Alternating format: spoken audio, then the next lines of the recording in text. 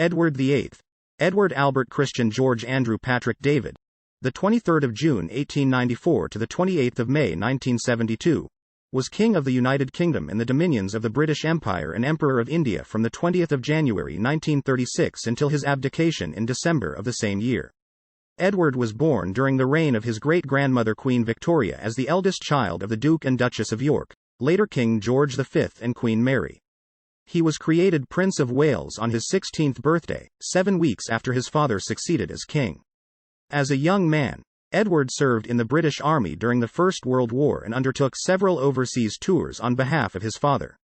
While Prince of Wales, he engaged in a series of sexual affairs that worried both his father and then British Prime Minister Stanley Baldwin. Edward became king on his father's death.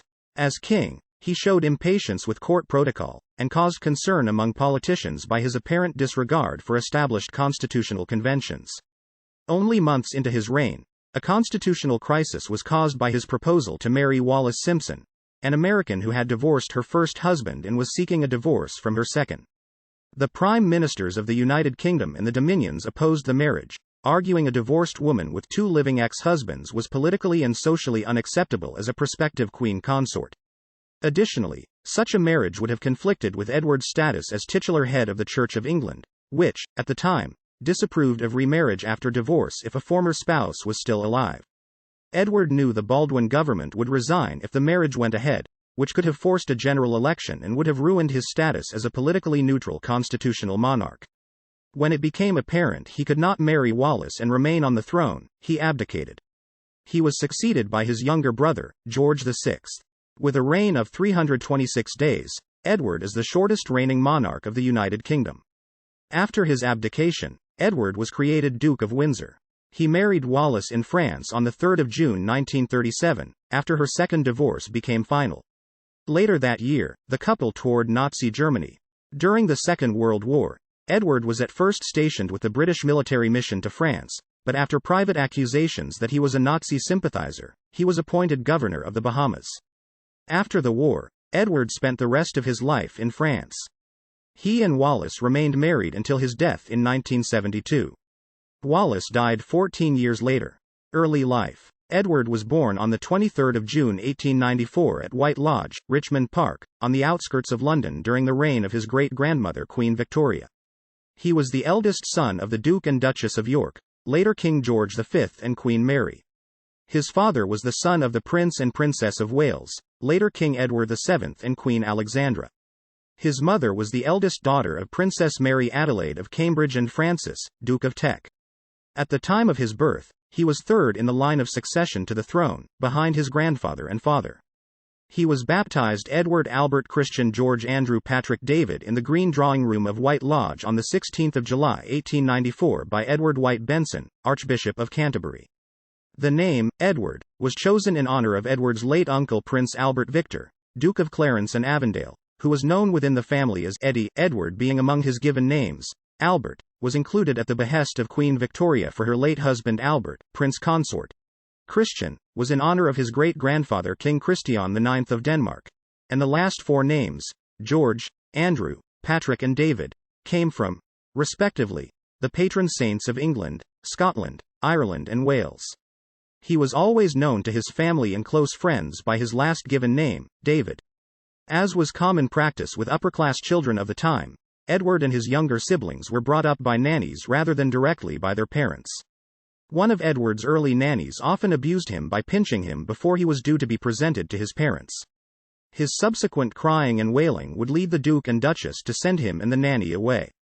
The nanny was discharged after her mistreatment of the children was discovered, and she was replaced by Charlotte Bill.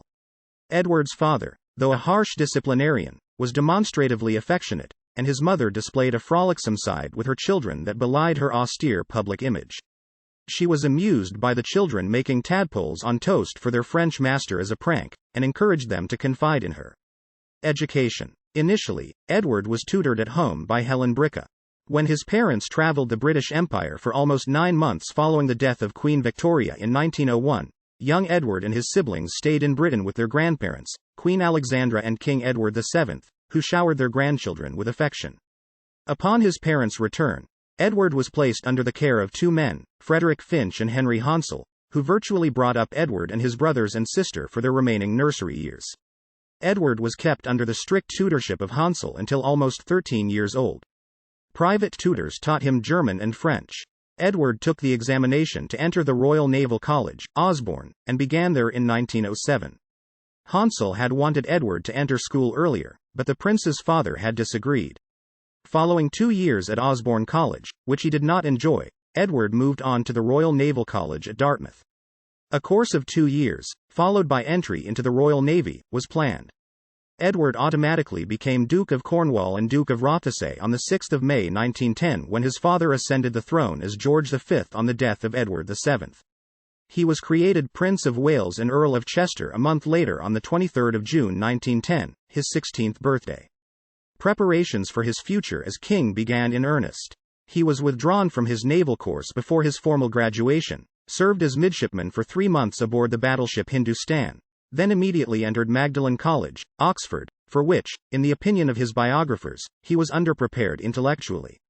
A keen horseman, he learned how to play polo with the university club. He left Oxford after 8 terms, without any academic qualifications. Prince of Wales. Edward was officially invested as Prince of Wales in a special ceremony at Carnarvon Castle on 13 July 1911. The investiture took place in Wales, at the instigation of the Welsh politician David Lloyd George, Constable of the Castle and Chancellor of the Exchequer in the Liberal government. Lloyd George invented a rather fanciful ceremony in the style of a Welsh pageant, and coached Edward to speak a few words in Welsh.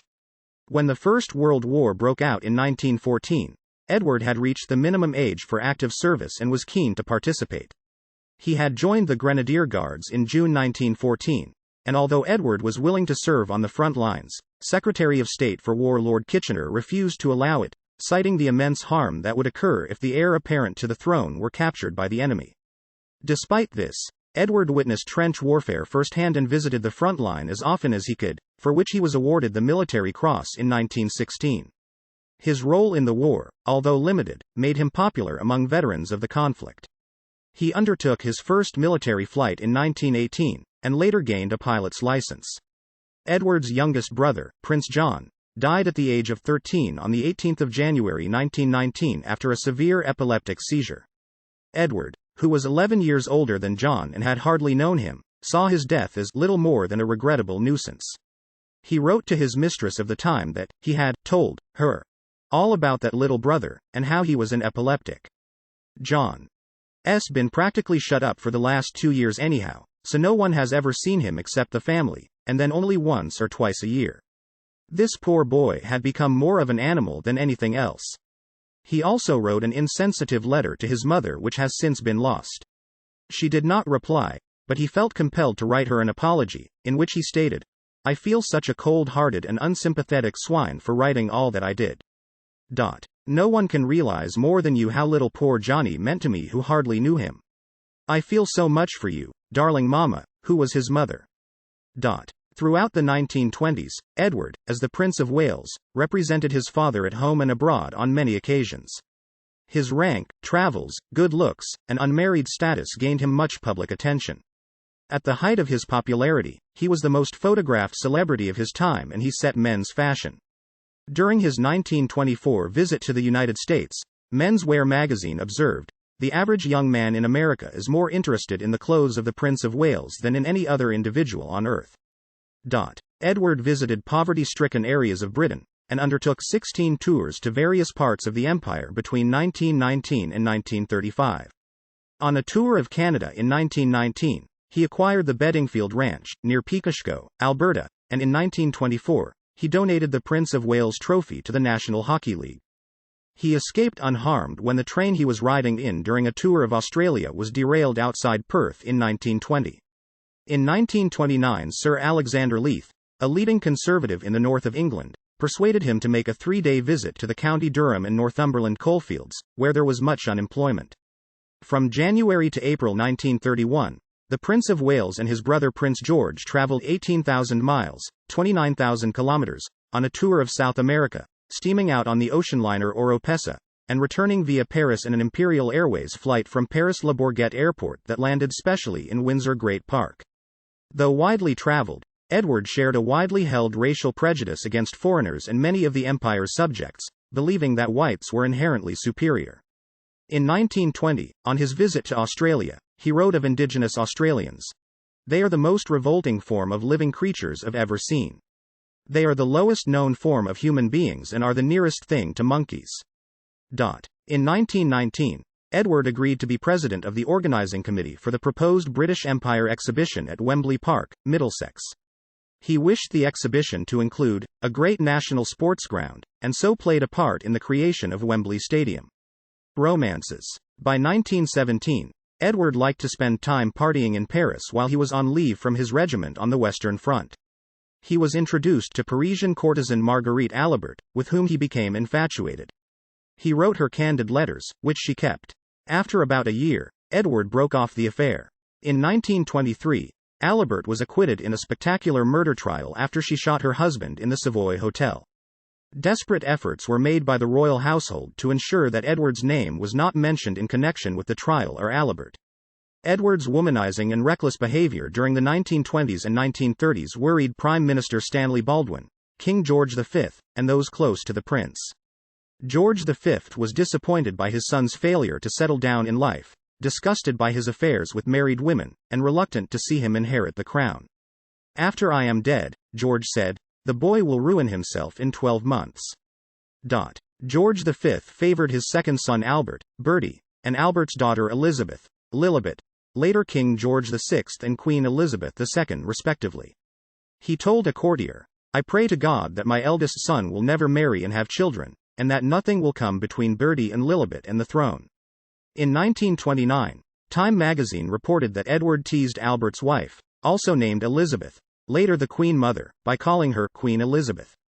The magazine asked if she did not sometimes wonder how much truth there is in the story that he once said he would renounce his rights upon the death of George V, which would make her nickname come true. In 1930, George V gave Edward the lease of Fort Belvedere in Windsor Great Park. There, he continued his relationships with a series of married women, including Freda Dudley Ward and Lady Furness, the American wife of a British peer, who introduced the prince to her friend and fellow American Wallis Simpson. Simpson had divorced her first husband, U.S. Naval officer Win Spencer, in 1927. Her second husband, Ernest Simpson, was a British-American businessman. Wallis Simpson and the Prince of Wales, it is generally accepted, became lovers, while Lady Furness travelled abroad, although the prince adamantly insisted to his father that he was not having an affair with her and that it was not appropriate to describe her as his mistress. Edward's relationship with Simpson, however, further weakened his poor relationship with his father. Although his parents met Simpson at Buckingham Palace in 1935, they later refused to receive her. Edward's affair with an American divorcee led to such grave concern that the couple were followed by members of the Metropolitan Police Special Branch, who examined in secret the nature of their relationship. An undated report detailed a visit by the couple to an antique shop, where the proprietor later noted that the lady seemed to have Pau, Prince of Wales, completely under her thumb. The prospect of having an American divorcee with a questionable past having such sway over the heir apparent led to anxiety among government and establishment figures. Reign. King George V died on the 20th of January 1936, and Edward ascended the throne as King Edward VIII. The next day, accompanied by Simpson, he broke with custom by watching the proclamation of his own accession from a window of St. James's Palace. He became the first monarch of the British Empire to fly in an aircraft when he flew from Sandringham to London for his accession council. Edward caused unease in government circles with actions that were interpreted as interference in political matters. His comment during a tour of depressed villages in South Wales that something must be done for the unemployed coal miners was seen as an attempt to guide government policy, though it was unclear what sort of remedy he had in mind. Government ministers were reluctant to send confidential documents and state papers to Fort Belvedere, because it was clear that Edward was paying little attention to them, and it was feared that Simpson and other house guests might read them, improperly or inadvertently revealing government secrets. Edward's unorthodox approach to his role also extended to the coinage that bore his image. He broke with the tradition that the profile portrait of each successive monarch faced in the direction opposite to that of his or her predecessor. Edward insisted that he face left, as his father had done, to show the parting in his hair. Only a handful of test coins were struck before the abdication, and all are very rare. When George VI succeeded to the throne, he also faced left to maintain the tradition by suggesting that, had any further coins been minted featuring Edward's portrait, they would have shown him facing right.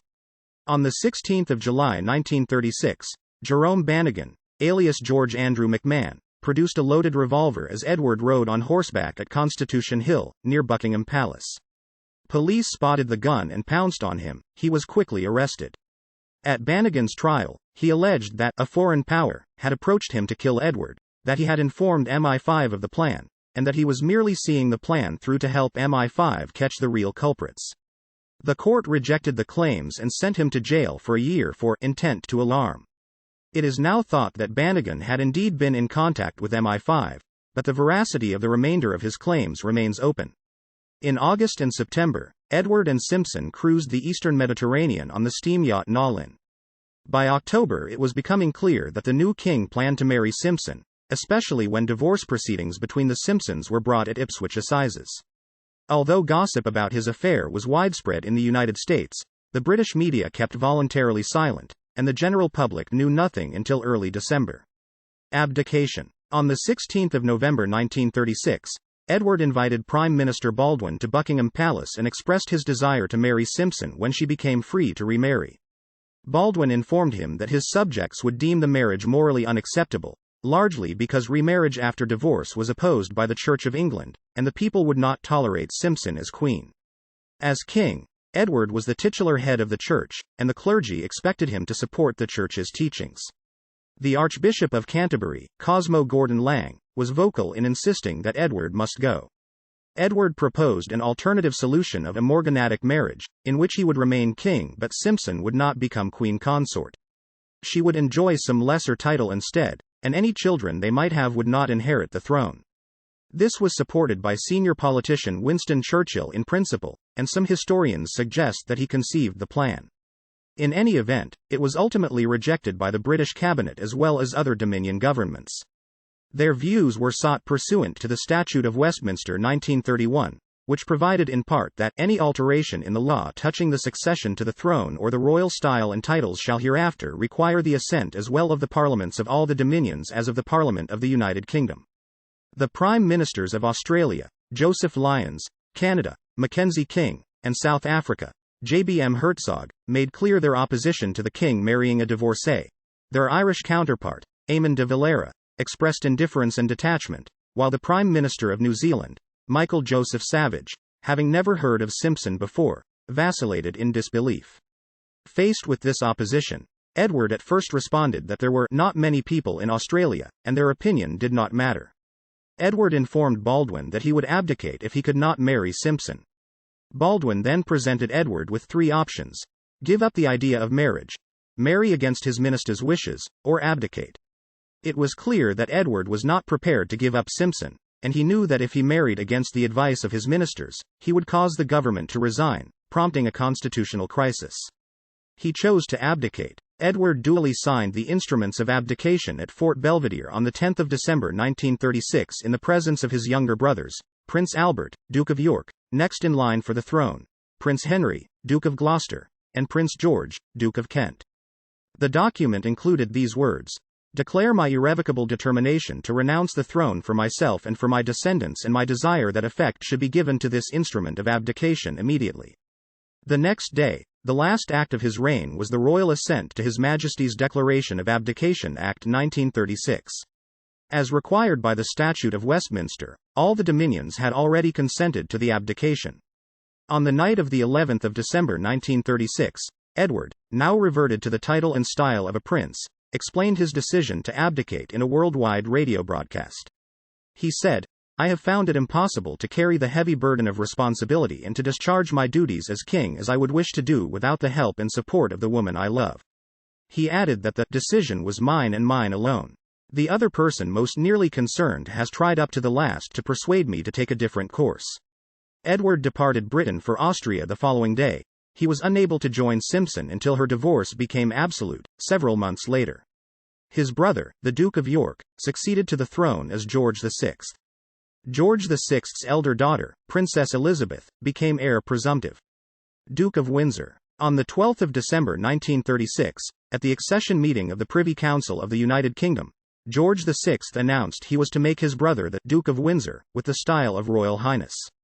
He wanted this to be the first act of his reign, although the formal documents were not signed until the 8th of March the following year. During the interim, Edward was known as the Duke of Windsor. George VI's decision to create Edward a royal duke ensured that he could neither stand for election to the British House of Commons nor speak on political subjects in the House of Lords. Letters patent dated 27 May 1937 reconferred the title, style, or attribute of Royal Highness upon the Duke, but specifically stated that his wife and descendants, if any, shall not hold said title or attribute. Some British ministers advised that the reconfirmation was unnecessary since Edward had retained the style automatically, and further that Simpson would automatically obtain the rank of wife of a prince with the style Her Royal Highness. Others maintained that he had lost all royal rank and should no longer carry any royal title or style as an abdicated king, and be referred to simply as Mr. Edward Windsor. On 14 April 1937, Attorney General Sir Donald Somervell submitted to Home Secretary Sir John Simon a memorandum summarising the views of Lord Advocate T.M. The Duke married Simpson, who had changed her name by deed poll to Wallace Warfield, in a private ceremony on 3 June 1937, at Château de Candé, near Tours, France. When the Church of England refused to sanction the union, a County Durham clergyman, the Reverend Robert Anderson Jardine, Vicar of St. Paul's, Darlington, offered to perform the ceremony, and the Duke accepted. George VI forbade members of the royal family to attend, to the lasting resentment of the Duke and Duchess of Windsor. Edward had particularly wanted his brothers the Dukes of Gloucester and Kent and his second cousin Lord Louis Mountbatten to attend the ceremony. The denial of the style Royal Highness to the Duchess of Windsor caused further conflict, as did the financial settlement. The government declined to include the Duke or Duchess on the civil list, and the Duke's allowance was paid personally by George VI. The Duke compromised his position with his brother by concealing the extent of his financial worth when they informally agreed on the amount of the allowance. Edward's wealth had accumulated from the revenues of the Duchy of Cornwall paid to him as Prince of Wales and ordinarily at the disposal of an incoming king. George VI also paid Edward for Sandringham House and Balmoral Castle, which were Edward's personal property, inherited from his father and thus did not automatically pass to George VI on his accession. Edward received approximately £300,000, equivalent to between £20 and 50 pence and £134.4 million in 2019, for both residences, which was paid to him in yearly installments. In the early days of George VI's reign, the Duke telephoned daily, importuning for money and urging that the Duchess be granted the style of Royal Highness, until the harassed king ordered that the calls not be put through. Relations between the Duke of Windsor and the rest of the royal family were strained for decades. The Duke had assumed that he would settle in Britain after a year or two of exile in France.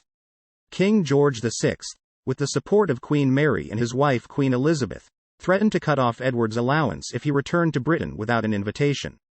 Edward became embittered against his mother, Queen Mary, writing to her in 1939, "Your last letter, destroy, Ed, the last vestige of feeling I had left for you, and has made further normal correspondence between us impossible."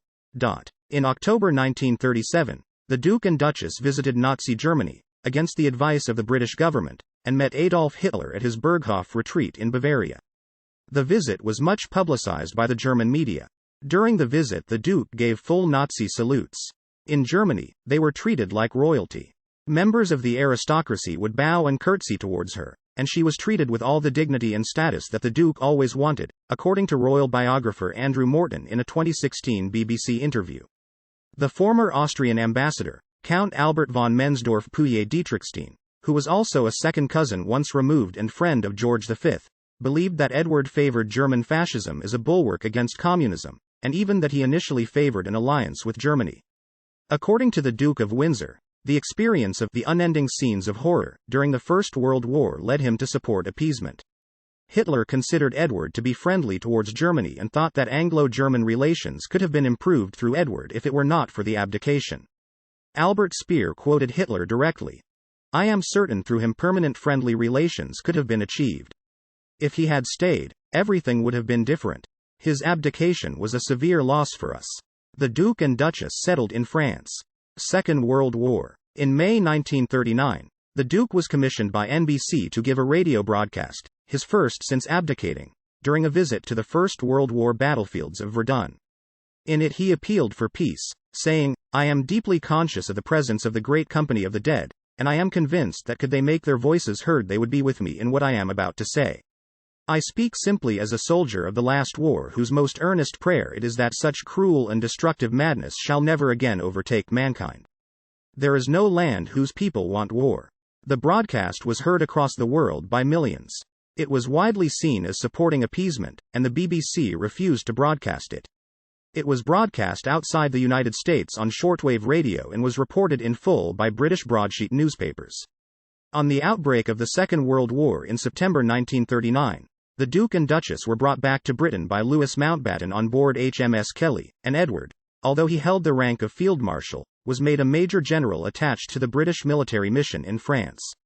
In February 1940, the German ambassador in The Hague, Count Julius von Zech-Berkers-Rode, claimed that the Duke had leaked the Allied war plans for the defense of Belgium, which the Duke later denied. When Germany invaded the north of France in May 1940, the Windsors fled south, first to Biarritz, then in June to Francoist Spain. In July the pair moved to Portugal, where they lived at first in the home of Ricardo Espírito Santo, a Portuguese banker with both British and German contacts. Under the code name Operation Willy, Nazi agents, principally Walter Schellenberg, plotted unsuccessfully to persuade the Duke to leave Portugal and return to Spain, kidnapping him if necessary.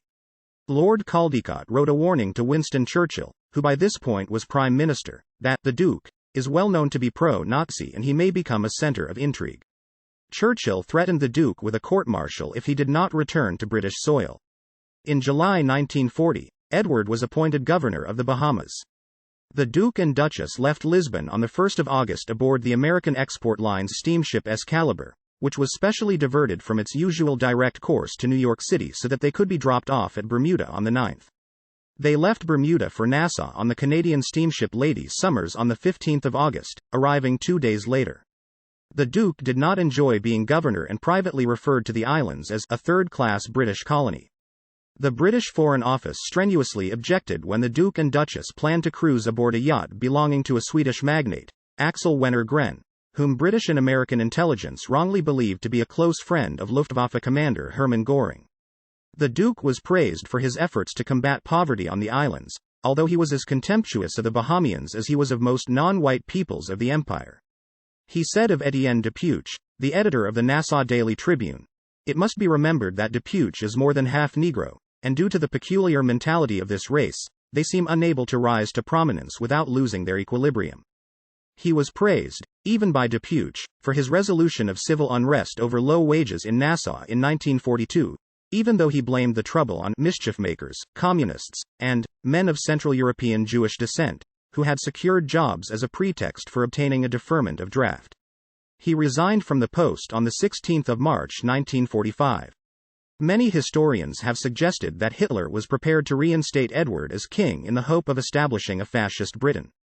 It is widely believed that the Duke and Duchess sympathized with fascism before and during the Second World War, and were moved to the Bahamas to minimize their opportunities to act on those feelings. In 1940 he said, "In the past 10 years Germany has totally reorganized the order of its society. Countries which were unwilling to accept such a reorganization of society and its concomitant sacrifices should direct their policies accordingly." During the occupation of France, the Duke asked the German forces to place guards at his Paris and Riviera homes. They did so. In December 1940, the Duke gave Fulton Oursler of Liberty magazine an interview at Government House in Nassau. Oursler conveyed its content to the president in a private meeting at the White House on 23 December 1940.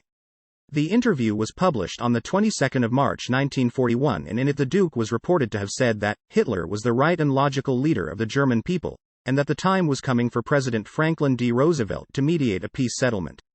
The Duke protested that he had been misquoted and misinterpreted.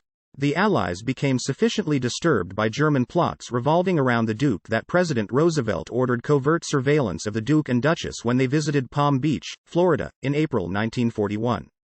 Duke Karl Alexander of Württemberg, then a monk in an American monastery, had told the Federal Bureau of Investigation that the Duchess had slept with the German ambassador in London, Joachim von Ribbentrop, in 1936, had remained in constant contact with him, and had continued to leak secrets. Author Charles Higham claimed that Anthony Blunt, an 1001st agent and Soviet spy, acting on orders from the British royal family, made a successful secret trip to Schloss Friedrichshof in Germany towards the end of the war to retrieve sensitive letters between the Duke of Windsor and Adolf Hitler and other leading Nazis. What is certain is that George VI sent the royal librarian, Owen Morshead, accompanied by Blunt, then working part-time in the Royal Library as well as for British intelligence, to Friedrichshof in March 1945 to secure papers relating to the German Empress Victoria, the eldest child of Queen Victoria. Looters had stolen part of the castle's archive, including surviving letters between daughter and mother, as well as other valuables, some of which were recovered in Chicago after the war. The papers rescued by Morshead and Blunt, and those returned by the American authorities from Chicago, were deposited in the Royal Archives. In the late 1950s, documents recovered by U.S. troops in Marburg, Germany, in May 1945, since titled the Marburg Files, were published following more than a decade of suppression, enhancing theories of the Duke's sympathies for Nazi ideologies. After the war, the Duke admitted in his memoirs that he admired the Germans, but he denied being pro-Nazi. Of Hitler he wrote, "The Führer struck me as a somewhat ridiculous figure, with his theatrical posturings and his bombastic pretensions." In the 1950s, journalist Frank Giles heard the Duke blame British Foreign Secretary Anthony Eden for helping to precipitate the war through his treatment of Mussolini. "That's what Eden did. He helped to bring on the war. And of course Roosevelt and the Jews." During the 1960s, the Duke said privately to a friend, Patrick Balfour, 3rd Baron Kinross, "I never thought Hitler was such a bad chap." Later life. At the end of the war, the couple returned to France and spent the remainder of their lives essentially in retirement as the Duke never held another official role. Correspondence between the Duke and Kenneth de Courcy, dated between 1946 and 1949, emerged in a U.S. library in 2009. The letters suggest a scheme where the Duke would return to England and place himself in a position for a possible regency. The health of George VI was failing and de Courcy was concerned about the influence of the Mountbatten family over the young Princess Elizabeth. De Courcy suggested the Duke buy a working agricultural estate within an easy drive of London in order to gain favour with the British public and make himself available should the King become incapacitated. The Duke, however, hesitated and the King recovered from his surgery. The Duke's allowance was supplemented by government favours and illegal currency trading. The city of Paris provided the Duke with a house at 4 Rue du Champ d'Entraînement, on the Neuilly-sur-Seine side of the Bois de Boulogne, for a nominal rent. The French government exempted him from paying income tax, and the couple were able to buy goods duty-free through the British Embassy and the military commissary. In 1952, they bought and renovated a weekend country retreat, Le Moulin de la Tuilerie at Gif-sur-Yvette, the only property the couple ever owned themselves. In 1951, the Duke had produced a ghost-ridden memoir, A King's Story, in which he expressed disagreement with liberal politics.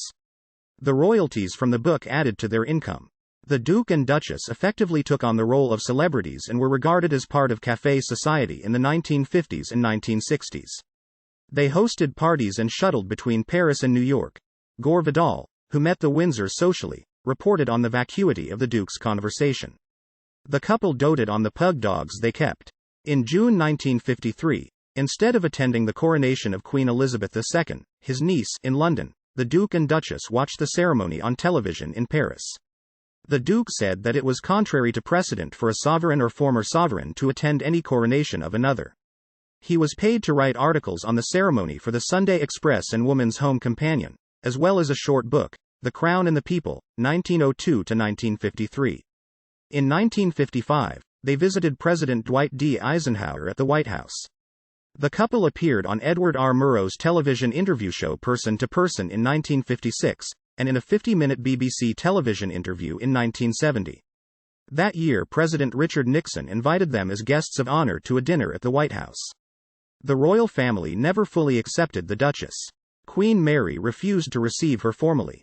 However, Edward sometimes met his mother and his brother, George VI.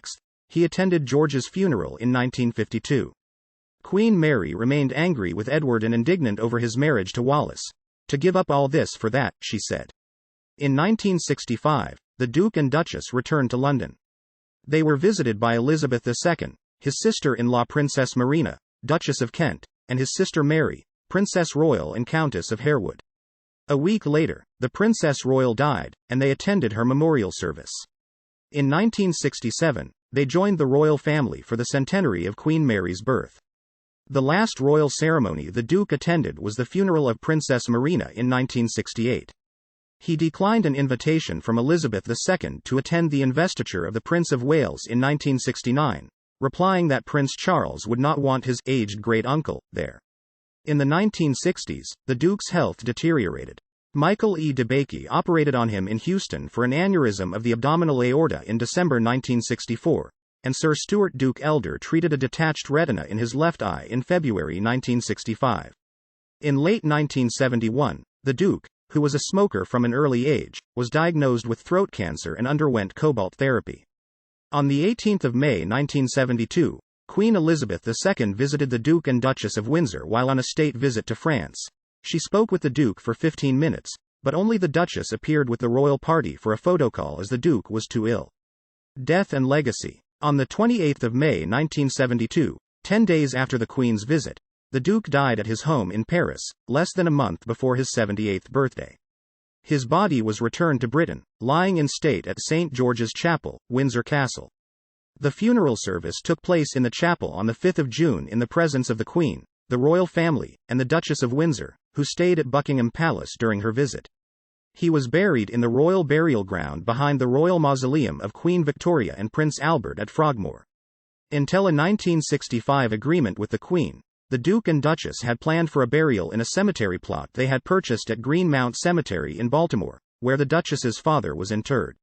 Frail, and suffering increasingly from dementia, the Duchess died in 1986, and was buried alongside her husband. In the view of historians, such as Philip Williamson writing in 2007, the popular perception in the 21st century that the abdication was driven by politics rather than religious morality is false and arises because divorce has become much more common and socially acceptable. To modern sensibilities, the religious restrictions that prevented Edward from continuing as king while planning to marry Simpson seem, wrongly, to provide insufficient explanation for his abdication. Titles, styles, honors and arms. Arms. Edward's coat of arms as the Prince of Wales was the royal coat of arms of the United Kingdom, differenced with a label of 3 points argent, with an escutcheon representing Wales surmounted by a coronet, identical to those of Charles, the current Prince of Wales.